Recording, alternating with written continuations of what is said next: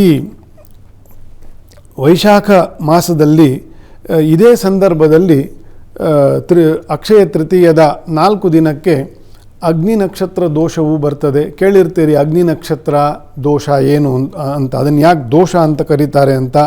ಅಂತಹ ಸಂದರ್ಭದಲ್ಲಿ ರವಿಯ ಪ್ರತಾಪ ಜಗತ್ತನ್ನೆಲ್ಲ ವ್ಯಾಪಿಸ್ತಕ್ಕಂಥದ್ದು.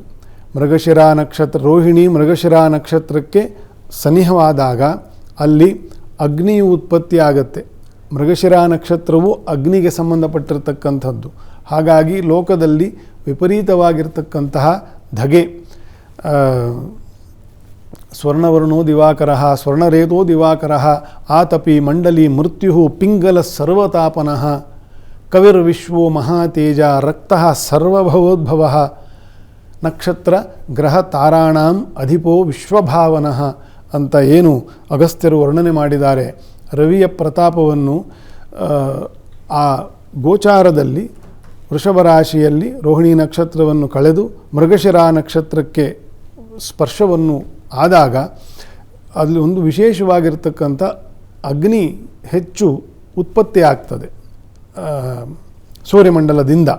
ಹಾಗಾಗಿ ಈ ಅಕ್ಷಯ ತೃತೀಯದ ಸಂದರ್ಭವು ಬಹಳ ಬಲಿಷ್ಠವಾಗಿರ್ತಕ್ಕಂಥದ್ದು.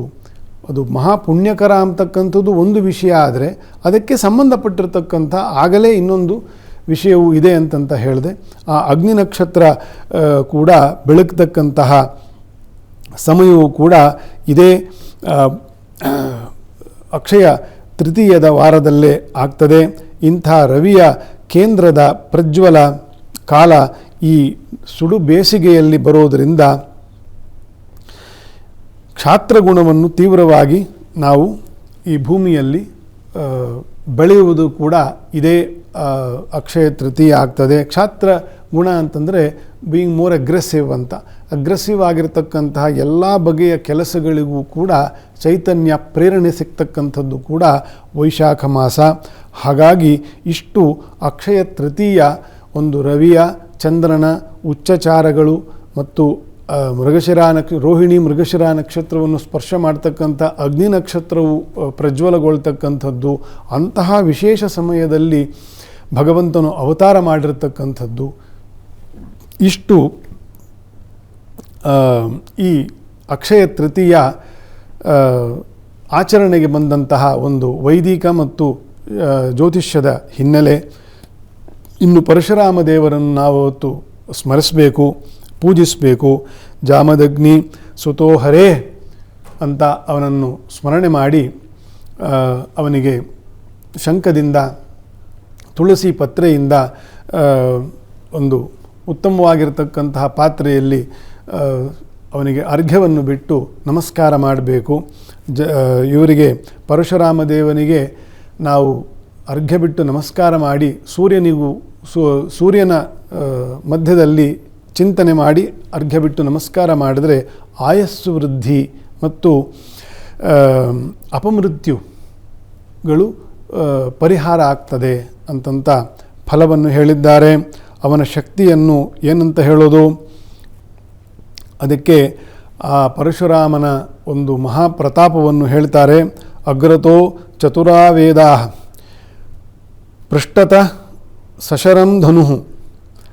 ಮುಂದೆ ಅಗ್ರತೋ ಚತುರಾವೇದ, ಹೃದಯದಲ್ಲಿ ಮನಸ್ಸಿನಲ್ಲಿ ಕೈಯಲ್ಲಿ ವೇದಗಳ ಶಕ್ತಿಯನ್ನು ಇಟ್ಟುಕೊಂಡಿದ್ದಾನಂತೆ ಪರಶುರಾಮ ದೇವನು. ಹಿಂದೆಯಲ್ಲಿ ಪೃಷ್ಠತಃ ಸಶರಂ ಧನು, ತನ್ನ ಭುಜದಲ್ಲಿ ಬಿಲ್ಲನ್ನು, ಬಾಣವನ್ನು, ಬತ್ತಳಿಕೆಯನ್ನು, ಎಲ್ಲ ಶಸ್ತ್ರಾಸ್ತ್ರ ದಿವ್ಯಾಸ್ತ್ರ ಶಸ್ತ್ರಾಸ್ತ್ರಗಳನ್ನು, ಅದರ ಶಕ್ತಿಯನ್ನು ತನ್ನ ಭುಜದಲ್ಲಿ ತನ್ನ ಬೆನ್ನಿನಲ್ಲಿ ಹೊತ್ತುಕೊಂಡಿದ್ದಾನಂತೆ. ಇದಂ ಬ್ರಾಹ್ಮಂ ಇದಂ ಕ್ಷಾತ್ರಂ ಶಾಪಾದಪಿ ಶರಾದಪಿ ಅಂತಂತ ಅವನ ಗುಣಗಾನವನ್ನು ಮಾಡ್ತಾರೆ. ಅದಕ್ಕೆ ಏನಪ್ಪ ಅಂತಂದರೆ ಇದು ಭಗವಾನ್ ಪರಶುರಾಮನ ಅಕ್ಷಯ ಮಹಿಮೆ ಅಂತಂತ ವರ್ಣನೆ ಮಾಡಿದ್ದಾರೆ. ಕರಗಳಲ್ಲಿ ಹೃದಯದಲ್ಲಿ ವೇದಶಾಸ್ತ್ರಗಳನ್ನು, ಭುಜ ಬೆನ್ನಿನಲ್ಲಿ ಬಾಣ ಬಿಲ್ಲು ಬತ್ತಳಿಕೆ ಅಂತಂತ ಇರೋದು ಏನಕ್ಕೆ ಅಂತಂದರೆ ಸಪೂರವಾಗಿರ್ತಕ್ಕಂಥ ಶಸ್ತ್ರಸಿದ್ಧಿಯನ್ನು ಶಾಪದಿಂದಾಗಲಿ ಅಥವಾ ಯಾರನ್ನೂ ದಂಡಿಸಲು ಶಸ್ತ್ರದಿಂದಾಗಲಿ ಸದಾ ಸಿದ್ಧನಿರ್ತಾನೆ ಅಂತಂತ. ಬ್ರಾಹ್ಮಣರು ಇನ್ನೊಬ್ಬರಿಗೆ ಹೊಡೆಯೋದಿಲ್ಲ, ಅವರ ಮಾತು ಅವರ ಸಿಟ್ಟೆ ಇನ್ನೊಬ್ಬರನ್ನು ನಾಶ ಮಾಡಬಲ್ಲದು ಅಂತಂತ.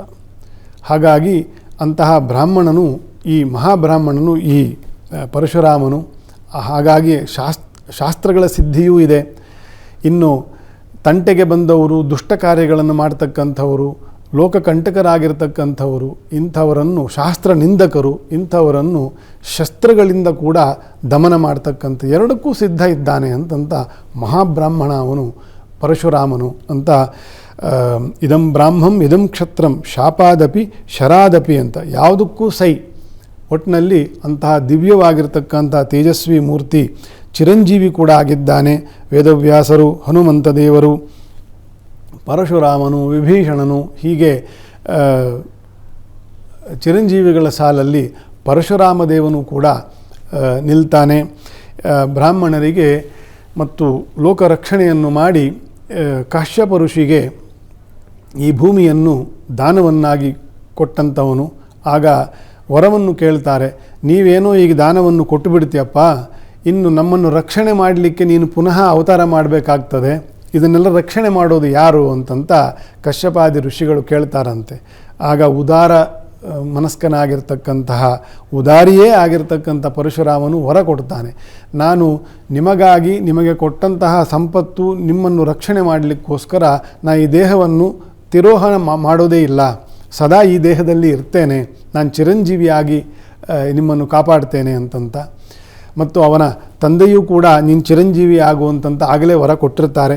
ಯಾರು ಜಮದಗ್ನಿ ಪಿತೃವಾಕ್ಯವನ್ನು ಪರಿಪಾಲನೆ ಮಾಡಿದಂತಹ ಧೀರ ಅಂತಂತ ಆಗಲೇ ಅವನಿಗೆ ಚಿರಂಜೀವಿ ವರವೂ ಇರ್ತದೆ.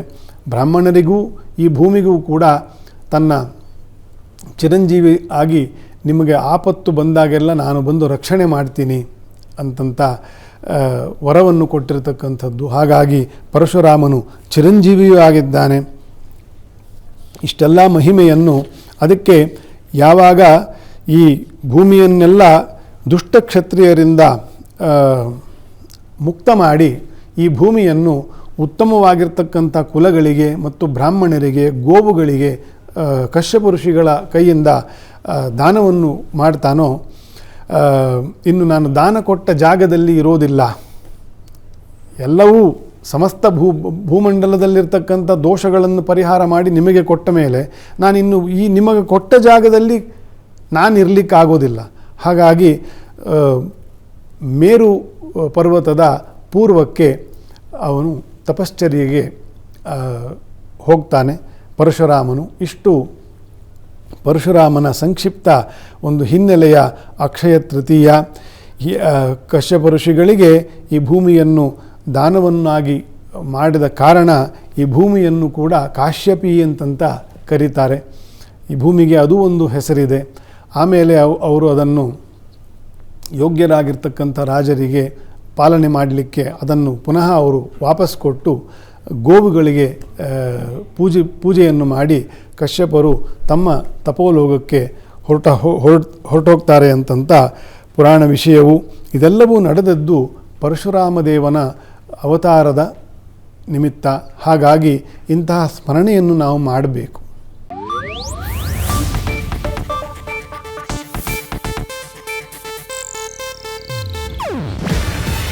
ಇದು ಏಷ್ಯಾನೆಟ್ ನ್ಯೂಸ್ ನೆಟ್ವರ್ಕ್ ಪ್ರಸ್ತುತಿ.